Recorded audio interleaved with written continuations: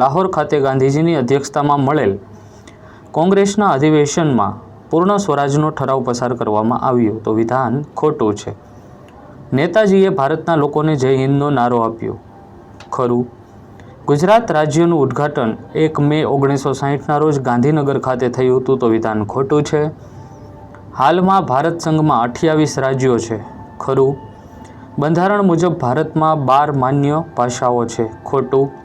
પછાત વર્ગોને બંધારણીય હકો દ્વારા દેશમાં સમાન તક, ન્યાય અને દરજ્જો આપવામાં આવે છે? તો વિધાન ખરું છે.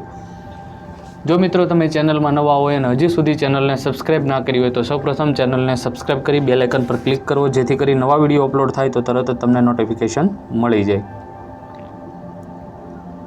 યોગ્ય વિકલ્પ પસંદ કરી ઉત્તર આપો. રાજા રવિ વર્માના ઉત્કૃષ્ટ તૈલચિત્રોમાં કયું ચિત્ર પ્રખ્યાત થયું છે? તો દેવી સરસ્વતીનું. ઈસવીસન 1951માં શિક્ષકોને કલાનું શિક્ષણ આપવા કલા શાળાની સ્થાપના કયા શહેરમાં થઈ હતી? તો અમદાવાદમાં. માનગઢ હત્યાકાંડની ઘટના સમયે કયા સ્વાતંત્ર્ય સેનાની આદિવાસી સમાજનું નેતૃત્વ કરતા હતા? તો ગુરુ ગોવિંદ. દેશના સમાન વિકાસ માટે કયું ક્ષેત્ર આધારસ્તંભ બને છે? તો ઔદ્યોગિક ક્ષેત્ર. ભારતના લોખંડ પોલાદ ઉદ્યોગના કેન્દ્રોમાં કહ્યું કે સૌથી વધુ સુવિધાવાળા સ્થળે આવેલું છે? તો જમશેદપુર. દયાનંદ સરસ્વતીએ દયાનંદ એલ્ગોવેદિક કોલેજની સ્થાપના ક્યાં કરી હતી? તો જવાબ આવશે લાહોરમાં, જે હાલમાં પાકિસ્તાન છે. જો મિત્રો ચેનલમાં નવા હોય અને હજી સુધી ચેનલને સબસ્ક્રાઇબ ના કરી હોય તો ચેનલને સબસ્ક્રાઇબ કરી લ્યો. વિડીયો પસંદ આવતો હોય તો વધુમાં વધુ વિદ્યાર્થી મિત્રો સુધી આ વિડીયોની લિંકને શેર કરો, જેથી એ પણ સારા માર્ક્સ મેળવી શકે. ત્યાર પછી ક્વેશ્ચન છે ખાલી જગ્યા પૂરો. વિશ્વની 60% વસ્તી ધરાવતા 10 દેશો પૈકી તમામ દેશોમાં વસ્તી ખાલી જગ્યાથી વધુ છે? તો 10 કરોડ.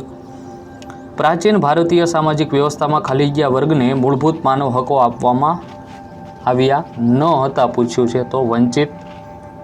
ઈસવીસન પૂર્વે 7000ના કાળના મધ્યપ્રદેશની ખાલી જગ્યાની ગુફાઓમાં ચિત્રો મળી આવ્યા છે? તો ભીમબેટકા. મુગળ કાળ દરમિયાન ખાલી જગ્યાના શાસનથી શિક્ષણનો પ્રચાર અને પ્રચાર થયો હતો? અકબર. સર્વોચ્ચ અદાલતના દરેક ન્યાયાધીશને ખાલી જગ્યા શપથ લેવડાવે છે? તો રાષ્ટ્રપ્રમુખ. નીચે આપેલા પ્રશ્નોના એક વાક્યમાં ઉત્તર આપવાના છે. વલ્લભભાઈ પટેલ સરદાર શાથી કહેવાયા? વલ્લભભાઈ પટેલના કુનેપૂર્ણ નેતૃત્વ હેઠળ થયેલો બારડોલી સત્યાગ્રહ સફળ થયું. આમાં સત્યાગ્રહના સફળ સંચાલનથી વલ્લભભાઈ પટેલ સરદાર કહેવાયા. કવિવર રવિન્દ્રનાથે શાંતિનિકેતનને કઈ કઈ કલાઓનું સંગમ તીર્થ બનાવ્યું હતું? તો સાહિત્ય, સંગીત, નૃત્ય, ચિત્ર વગેરે કલાઓનું સંગમ તીર્થ બનાવ્યું હતું. માનવ અધિકારો એટલે શું, અથવા માનવ અધિકારો કોને કહે છે? દરેક માનવીને જાતિ, ધર્મ, ભાષા કે રાષ્ટ્રીયતાના કોઈ પણ ભેદભાવ વિના સમાન સાથે ગૌરવપૂર્ણ જીવન જીવવા માટે જરૂરી અને ઉપયોગી મૂળભૂત અધિકારોને માનવ અધિકારો કહેવામાં આવે છે. અસહકારનું આંદોલન કોણે અને ક્યારે શરૂ કર્યું? તો અસહકારનું આંદોલન ગાંધીજીએ ઈસવીસન 1920માં શરૂ કર્યું હતું. મોગલ ચિત્રશૈલી કઈ બે ચિત્રશૈલીનો સમય હોય છે? તો ઈરાની અને ભારતીય. માહિતી તકનિકનો ઉદ્યોગ કઈ કઈ બાબતોને વ્યવહારમાં ચાલે છે? તો માહિતી તકનિકનો ઉદ્યોગ માહિતીનો સંગ્રહ, તેની પ્રક્રિયા અને તેના વિતરણને વ્યવહારમાં લાવે છે. જો મિત્રો વિડીયો પસંદ આવે તો વધુમાં વધુ લાઇક, કોમેન્ટ, શેર અને સબસ્ક્રાઇબ કરવાનું ભૂલતા નહીં. જોડકા જોડો. જવાબદાર સરકાર? તો જવાબ આવશે કૃષ્ણકુમાર સિંહ. હૈદરાબાદનું જોડાણ પોલીસ પગલું. આરજી હુકુમત જૂનાગઢના નાગરિકો અને કાશ્મીરના મહારાજા? તો જવાબ આવશે હરિસિંહ ડોગરા. ત્યાર પછી તફાવત પૂછેલા છે આપણને સાર્વજનિક ક્ષેત્ર અને સંયુક્ત ક્ષેત્રના ઉદ્યોગ. સ્ક્રીન પર તમે જોઈ શકો છો, સ્ક્રીનશોટ પણ તમે લઈ શકો છો. ત્યાર પછીનો જે તફાવત આપેલો છે ખેતી આધારિત ઉદ્યોગ અને ખનિજ આધારિત ઉદ્યોગ. ત્યાર પછી નીચે આપેલા પ્રશ્નોના માગ્યા મુજબ જવાબ આપો. દરેકના 2 ગુણ રહેશે. ટોટલ 12 ગુણનો સેક્શન છે. કઈ આપત્તિઓમાં જાનહાનિ થતી નિવારી શકાય છે? તો જેની પૂર્વ અને આગોતરી આગાહી કરી શકાય તેવી પૂર, વાવાઝોડું, સુનામી, તીડ પ્રકોપ અને મહામારી જેવી આપત્તિઓમાં અગમચેતી વાપરીને બચાવ માટે પગલાં ભરવાથી જાનહાનિ થતી નિવારી શકાય છે. કારણ આપવાનું છે કે અંગ્રેજોએ ઇલ્બર્ટ બિલનો વિરોધ કેમ કર્યો? ત્યાર પછી ક્વેશ્ચન્સ આપેલો છે કે કયો અહેવાલ નહેરુ અહેવાલ તરીકે ઓળખાય છે અને એમાં કઈ કઈ બાબતોનો સમાવેશ થાય છે.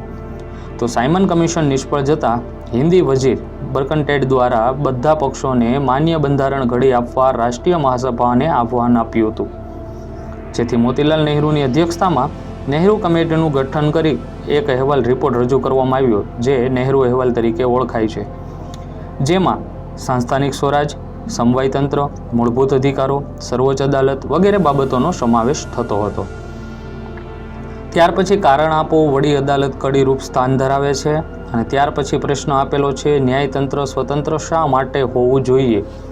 તો આપણો દેશ છે લોકશાહી દેશ છે, લોકો ચૂંટણી દ્વારા પ્રજાના પ્રતિનિધિઓને ચૂંટે છે, જે 5 વર્ષ સુધી દેશનું શાસન ચલાવે છે, છતાં એમના હાથમાં હોય છે. હવે જો ન્યાયતંત્રને સ્વતંત્ર રાખવામાં ન આવે તો આ ચૂંટાયેલા પ્રતિનિધિઓ ન્યાય વ્યવસ્થામાં ન્યાયાધીશો પર દબાણ કરીને પોતાનું ધાર્યું કરે છે અને ન્યાયાધીશોને તેમના પદ પરથી હટાવી શકે છે.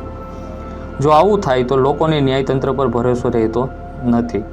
સત્તાધારી પક્ષનું ન્યાયતંત્ર પર નિયંત્રણ રહે તો ન્યાયાધીશો સ્વતંત્ર રીતે નિર્ણય લઈ શકતા નથી. તેથી આપણા વિદેશમાં ન્યાયતંત્રને સ્વતંત્ર રાખવામાં આવ્યું છે. કોંગ્રેસના પ્રથમ અધિવેશનના કયા આગેવાનોએ ભાગ લીધો હતો. તો વ્યોમચંદ્ર બેનર્જી, ગોપાલકૃષ્ણ ગોખલે, દાદાભાઈ નવરોજી, ફિનોઝ શાહ મહેતા, બૈરુદ્દીન તૈયબજી, દિનશા વાછા, કેટી તેંગલ વગેરે. ત્યાર પછી પ્રશ્નો આપેલો છે, માગ્યા મુજબ જવાબ આપો. દરેકના 3 ગુણ રહેશે. વિશ્વમાં વસ્તીના અસમાન વિતરણના કારણો કયા છે?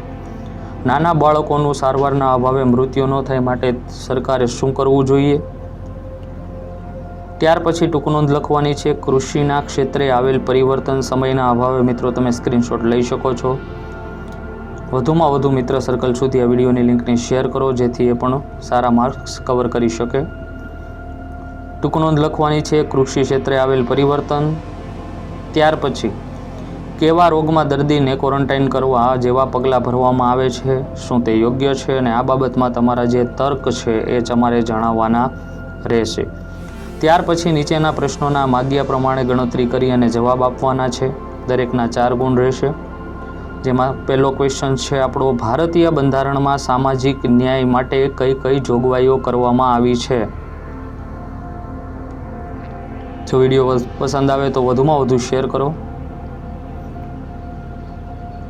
એક પછી એક ક્રમશઃ આપણી યુટ્યુબ ચેનલની અંદર દરેક વિષયના વિડીયોઝ અપલોડ થતા રહેશે. જોવાનું ચૂકતા નહીં. જો જોવાના બાકી હોય બીજા વિષયના તો પણ તમે જોઈ શકો છો.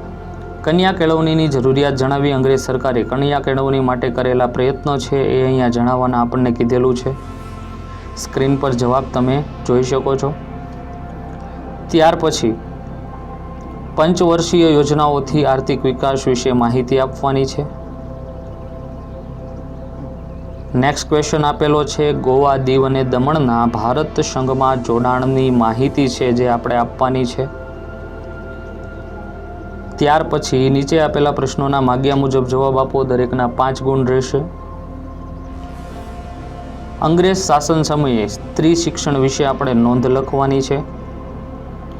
અને લાસ્ટ ક્વેશ્ચન આપણો રહેશે કે તમને આપેલા ભારતના રેખાંકિત નકશામાં નીચેના 4 સ્થળો યોગ્ય સ્થાને દર્શાવવાના છે.